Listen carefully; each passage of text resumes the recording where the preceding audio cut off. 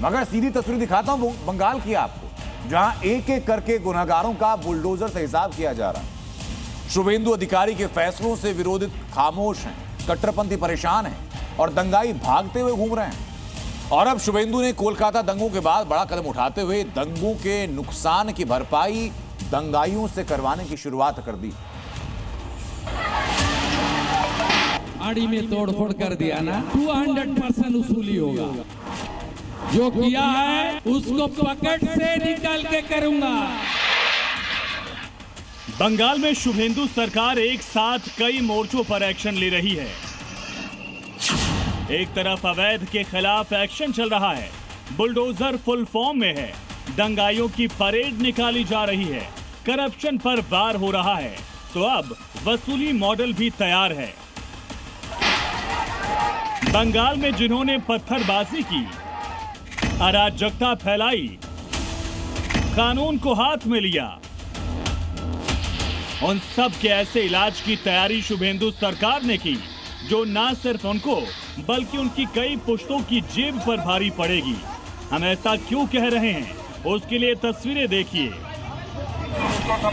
Police हाथ में mic लिए जिस इलाके में खड़ी है, ये वही जगह है जहां 5 दिन पहले पत्थरबाजों ने लाउडस्पीकर बजाने को लेकर हंगामा किया था। तस्वीरें आसनसोल की हैं, जहां पुलिस चौकी पर पथराव हुआ था, लेकिन आज उन पथराव करने वालों से नुकसान की भरपाई करने के लिए शुभेंदु फोर्स पहुंच गई है। बाकायदा अनाउंस कर बताया जा रहा है, नुकसान की भरपाई की कार्रवाई शुरू कर दी गई है। उक्त घटना की सरकारी संपत्ति को हुए नुकसान के संबंध में Paschim Bengal maintenance and public order act 1972 के अंतर्गत धारा 15C के अंतर्गत सामूहिक क्षतिपूर्ति विनिधान हेतु सरकारी जांच प्रक्रिया आरंभ की गई है। इससे पहले कल कोलकाता पार्क स्ट्रीट में पथराव करने वालों की परेड भी निकाली गई। शुभेंदु ने पहले ही अपने इस मॉडल की वार्निंग पत्थरबाजों को दे दी थी। और आसनसोल में फाड़ी में तोड़फोड़ कर दिया ना, 200% वसूली होगा। जो किया है उसको पकड़ से निकाल के करूंगा। एक तरफ एक्शन पत्थरबाजों पर हो रहा है, तो दूसरी तरफ बुलडोजर भी नॉनस्टॉप जारी है। बंगाल में कल तो बुलडोजर ने अपनी नाइट शिफ्ट लगाई। जब हावड़ा और सियालदह के बाद बुलडोजर पूर्वी बर्धमान पहुंचा, यहां रेलवे स्टेशन परिसर में बुलडोजर एक्शन हुआ। दरअसल यहां रेलवे अधिकारियों ने 30 अप्रैल को नोटिस जारी किया था, जिसमें रेलवे की जमीन पर अतिक्रमण करके बनाई गई दुकानों को हटाने की मांग की गई थी।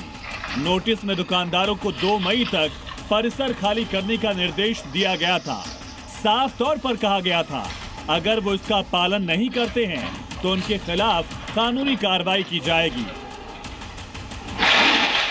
बस फिर क्या था, उसके बाद बुलडोजर पहुंचा, रात भर एक्शन में रहा और 3 घंटों में अतिक्रमण को हटा दिया गया।